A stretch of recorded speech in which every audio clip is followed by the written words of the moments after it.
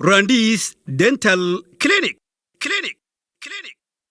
ilkihiisu isku dishooday damqadee ku xanuunay in daboolka la awdiyo daaweyntiyo saaris iyo qaar la dahaadho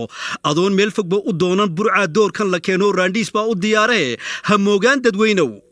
ilkihii dheehu ka daatee madoobaatay dushoodu daaqadi ka furnaydee kaa gelasay dabayshu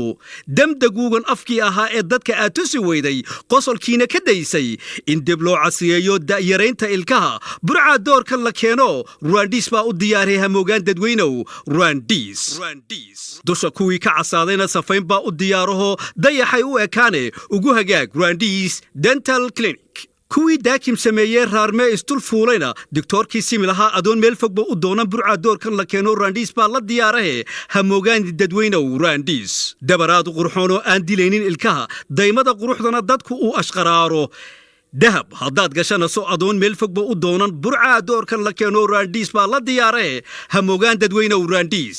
dental clinic waxa uu ku yaalaa raandhiis dental clinic bartamaha magaalo madaxda gobolka togdheer birco deero hotel dankiisa bari ka soo horjeedka farmasiga indhaha ee shifo